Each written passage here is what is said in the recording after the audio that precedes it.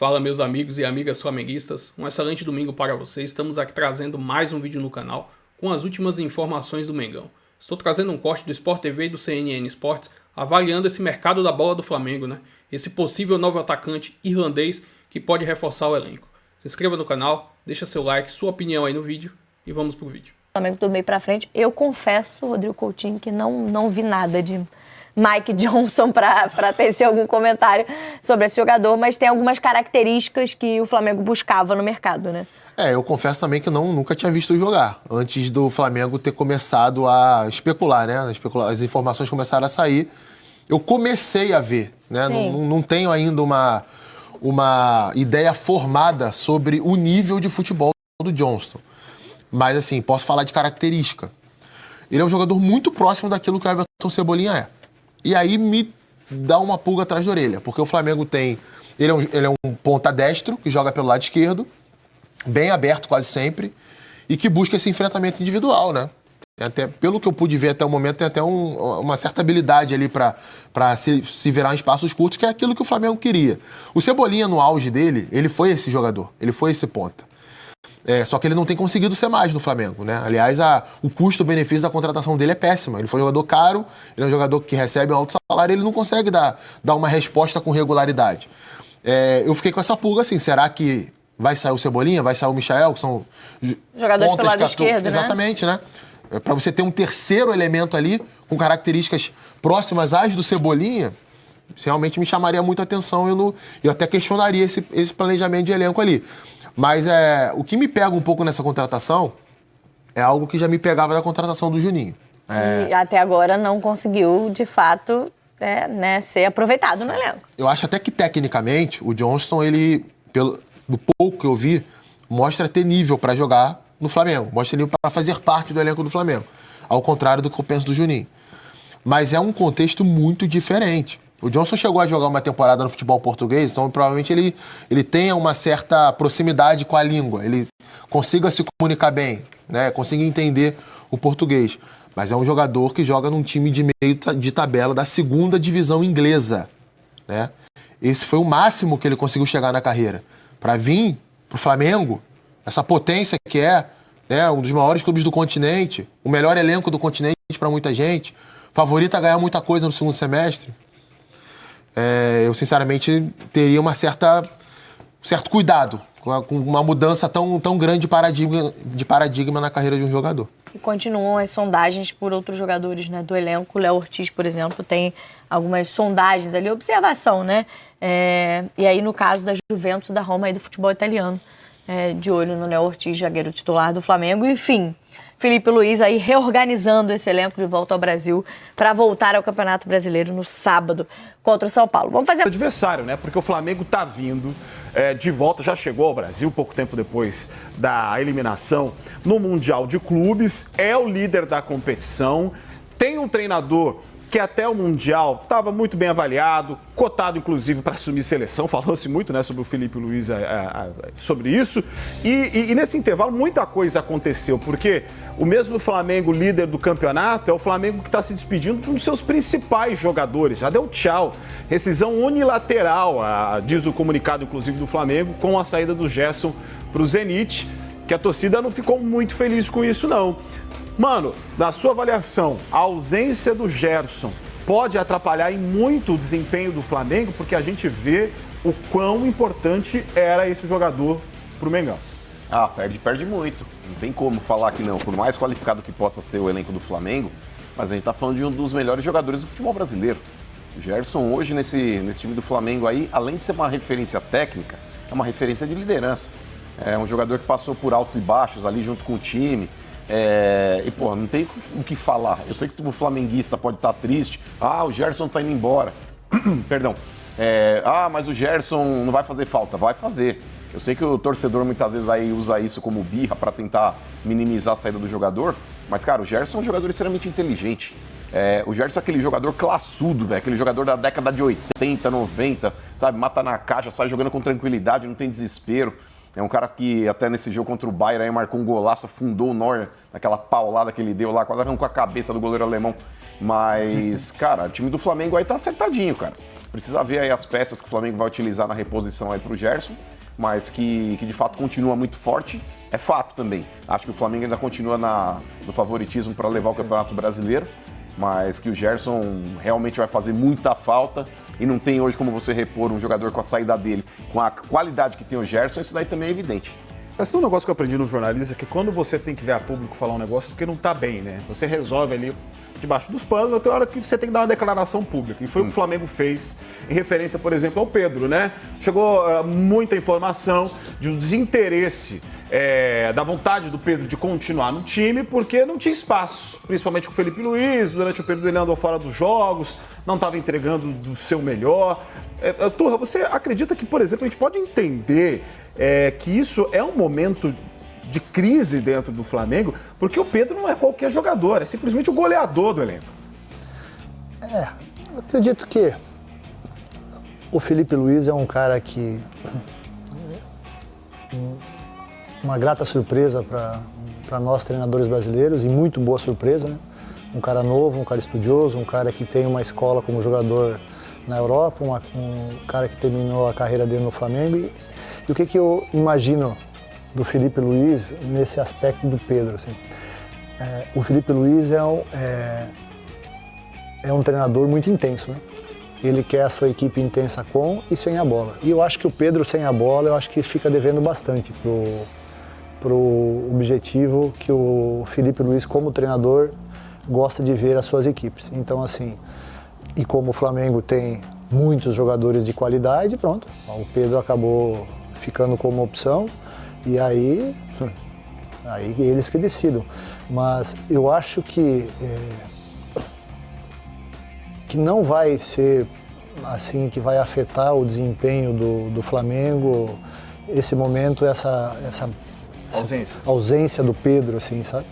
Porque até quem está jogando lá tá dando conta do recado, que é o Bruno Henrique, que às vezes entra, que é um cara muito intenso, que ataca a profundidade com maestria, que é o Gonçalo Plata também. Então, assim, são jogadores que se adequam melhor com as características, o perfil de jogo que o seu treinador tem. Então, assim, o Pedro, como um profissional, deveria respeitar, mas também a gente tem que respeitar também, que ele tem a sua história e pronto. Isso aí faz parte do futebol. Cabe a eles ali dentro, treinador e comissão técnica e staff, diretorias, procurarem administrar essa situação e que é normal, né? E o que é normal acontecer isso aí. Porque eu não vejo uma crise, não podemos falar de crise porque você sai do Mundial e você é primeiro também, né? Primeiro colocado do Campeonato Brasileiro. E é normal você ver o elenco, olha o elenco do Flamengo. Aí você vê um Pedro, que um grande jogador, a gente já falou muitas vezes aqui do Pedro na seleção brasileira, porque mostrou qualidade, possibilidade de estar ali vestindo a camisa da seleção brasileira. Muita gente e hoje que não vem jogando, dele, eu acho que isso é algo assim, que vai acontecer no Flamengo, né? Pelo elenco que tem, o número de grandes jogadores que tem dentro daquele elenco. E o Pedro não jogando, a gente é algo que para o torcedor, pra gente, o Pedro estando de fora, mas que tem que ser administrado pelo Felipe. E o Turra falou, é verdade, ele tem uma característica sem a bola que talvez hoje em dia, para quem não entende do futebol, é só olhar o jogo do Paris Saint-Germain na final da Champions League, o que a linha ofensiva sem a bola do Paris fez. São características, e o Pedro não tem, talvez, essa característica para fazer esse trabalho sem a bola. Então é uma análise perfeita sobre isso, e são escolhas, né? Porque quando você vai montar uma equipe, você só não monta, hoje em dia você não monta aquela equipe só para atacar, por exemplo. Tem a parte defensiva a ser analisada, estudada e montada em cima daquela equipe. É que a gente pergunta muito da questão ofensiva do Flamengo, porque é isso que o torcedor cobra demais, né? Quer ver o Flamengo dando baile, fazendo muito gol nos jogos, né? Tá com a possibilidade de fechar o contrato com o Johnston, né? Ao que tudo indica, isso pode acontecer. Aí tem um problema também que é extra-campo, extrajudicial, que é o caso do Bruno Henrique. A situação está se avançando cada vez mais na justiça e não está indo bem no processo para o Bruno Henrique. Pelo menos o andamento do processo não é bom para ele. Por isso que eu pergunto da possibilidade de que isso possa se desenhar, pelo menos se aproximando de uma crise dentro do rubro-negro, e a cobrança vai vir. Você avalia, mano, que, por exemplo, o Mundial pro Flamengo, que é um time que nada de braçada no Campeonato Brasileiro, não é à toa que é o líder, talvez não de braçada, pode ser um exagero, mas vai bem. E depois da derrota pro Bayern, foi um choque de realidade. E isso não pode servir também para um aspecto positivo no sentido de vamos acordar e fazer a nossa parte, porque se a gente não fizer, os outros vão fazer? Mas o choque de realidade com relação à eliminação do Flamengo pro Bayern? Exato. Olha, pra falar a verdade, Jairo, eu acho que é discrepante o nível técnico, sabe? Tipo, por mais que os brasileiros eles entrem e estão fazendo realmente frente, eu achei que os brasileiros eles iam lutar ali naquela terceira linha do futebol europeu. De verdade, eu achei que os brasileiros iam conseguir ganhar do Porto, do Benfica, talvez aí do Salzburg, mas eu falei, já vai ter problema quando pegar um Borussia, vai ter problema quando pegar um Atlético de Madrid, vai ter Chelsea. Vai ter problema quando pegar o Chelsea, Inter de Milão. Já achei que ali iam frear. E de fato os brasileiros estão jogando no pau a pau com esses times aí vamos colocar, segundo escalão é um modo pejorativo, mas só para exemplificar, que eu acho que a Inter de Milão, o Atlético de Madrid estão abaixo do City, estão abaixo do Bayern, estão abaixo do Paris Saint-Germain e estão abaixo do Real Madrid. Sem contar o Liverpool e o Barcelona, que estão fora do Mundial, mas também fazem parte hoje da primeira prateleira. Mas, cara, de verdade, o Flamengo, cara, pegar o Bayern e sair do jeito que saiu, eu não vejo demérito, cara, porque o time do Bayern, boa parte dos jogadores é base da seleção alemã, cara, sabe? Tipo, é muito complicado você pegar um time europeu com o investimento que esses caras têm, porque o que a gente tem de bom, o que a gente produz de bom aqui, acaba indo jogar lá. A gente tá vendo aí o Estevão, o Endrick, o Rodrigo, o Vini Júnior, são jogadores que saíram recentemente do futebol brasileiro e estão brilhando nesses grandes times. Então eu não vejo como demérito o brasileiro chegar no Mundial e perder, ser desclassificado pelo Bayern. O choque de realidade é você achar que, por exemplo, você tá no mesmo patamar dos caras. Por mais que a gente tenha visto o Botafogo ganhar do Paris Saint-Germain, mas a gente não pode tornar a exceção a regra. Pode jogar 100 vezes o Botafogo contra o Paris Saint-Germain e perder 99, o que não é ruim pro Botafogo também. E não é apequenar o Brasil e falar, você tá com complexo de vira-lata.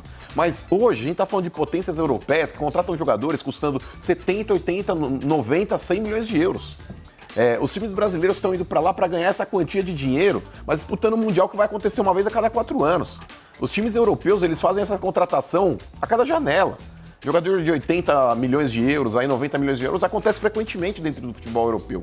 Então eu acho que, cara, perder o Mundial pro Bayern, assim como o Palmeiras perdeu do Chelsea, eu não vejo como demérito. Tem a rivalidade, tem a brincadeira, mas eu acho que pro Flamengo a realidade dele na América do Sul é nadar de braçada, assim como é Palmeiras também. São dois grandes clubes hoje dentro do continente que são muito bem geridos administrativamente e isso impacta realmente aí na formação do clube. O Palmeiras contratou aí o rapaz lá, o tigrinho lá, o Vitor Roque. O Vitor Roque foi a maior contratação do futebol sul-americano nos últimos tempos, cara. E se eu não me engano, acho que foi a maior contratação do futebol americano, justamente pelo planejamento financeiro que foi feito. E isso não é coincidência, porque o Palmeiras hoje, se ele quiser fazer uma contratação desse porte, ele consegue fazer sem onerar as contas. Então, nesse caso, cara, eu acho que Flamengo e Palmeiras vão continuar nadando de braçada, sim, há muito tempo aqui no futebol brasileiro, justamente pela parte administrativa. Hoje você tem responsabilidade financeira, hoje você tem visão empresarial nos dois clubes. Então, isso daí não é por acaso, não. Mas agora fazer um comparativo com o futebol europeu e achar que está no mesmo patamar, não está também.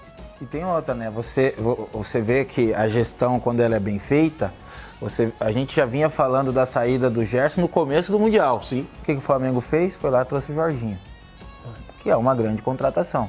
Então, aí a gente fala de uma boa administração, de uma boa gestão. Prever, né?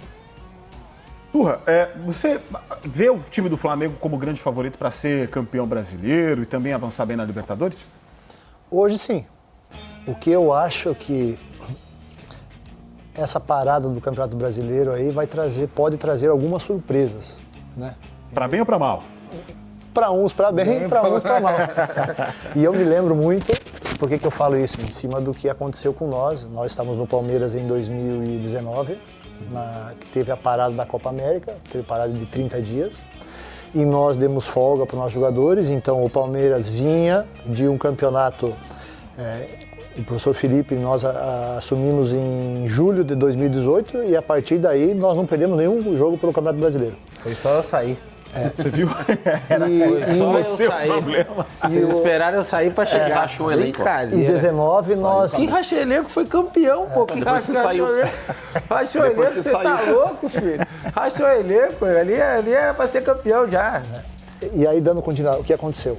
Nós iniciamos o ano 19, Campeonato Paulista, fomos eliminados na semifinal pelo São Paulo, aí na Copa do Brasil classificamos e no Brasileiro, as primeiras 10 rodadas, invictos novamente e líderes do campeonato. Parou a Copa América, para a Copa América. Retornamos, aí nós havíamos ganhado a primeira Copa do Brasil às oitavas de final do Inter em casa 1-0, chegamos lá, perdemos 1-0, perdemos no pênalti, fomos eliminados. Depois fomos eliminados na Libertadores pelo Grêmio e acabamos saindo do Brasileiro, perdemos para o Flamengo e fomos demitidos. Então assim, essa parada da Copa América mexeu com a estrutura do Campeonato Brasileiro. E o que eu acho hoje? Pode acontecer a mesma coisa. Que muitos clubes que terminaram bem essa primeira fase do Campeonato Brasileiro, essa primeira parte, agora com essa parada, quem sabe, será que vai acontecer a mesma coisa? Então assim, lógico que Palmeiras e Flamengo, ok, vamos ver como vai acontecer. Eu tenho uma curiosidade muito, muito grande em relação a isso aí, com as equipes que terminaram bem essa primeira parte do Brasileiro, com o retorno agora para ver o que acontece. Em relação a Flamengo e Palmeiras, eu ainda acho que o Palmeiras, por vir no ritmo, ok, e o Flamengo também, estava numa competição lá, então eles pararam aí, acho que nem pararam, continuam treinando. Deram alguns dias. Deram alguns dias de folga, menos de uma semana, inclusive. Mas no restante das equipes, com o restante das equipes, eu tenho bastante curiosidade para ver isso aí. Bem, e vou trazer aqui agora mais algumas informações do Flamengo numa matéria do GE.com, bem interessante. Boto revela as 2 posições que o Flamengo busca no mercado para reforçar o elenco. Em entrevista exclusiva, diretor de futebol diz que esperava melhor adaptação do Juninho, comenta a negociação com Carrascal e o futuro de Filipe Luís. O diretor de futebol José Boto quer reforçar 2 posições nessa próxima janela, que abre agora no dia 10 de julho. O dirigente revelou que a intenção é acertar com reforços para o meia e para a ponta. O Flamengo busca um jogador que possa se revezar com a Arrascaeta e um atacante driblador que consiga abrir defesas. O meia Carrascal do Dínamo é um dos jogadores que estão na mira. Foi feita uma pergunta para José Boto, um reforço para revezar com a Arrascaeta. Qual seria essa outra posição? Para a forma como nós jogamos e para aquilo que é a realidade onde estamos inseridos na Liga Brasileira, nós jogamos contra blocos baixos e fechados. Na minha ideia e do Felipe, algo que detectamos desde o início e vínhamos debatendo, precisamos de um ponta para conseguir abrir as defesas e driblador.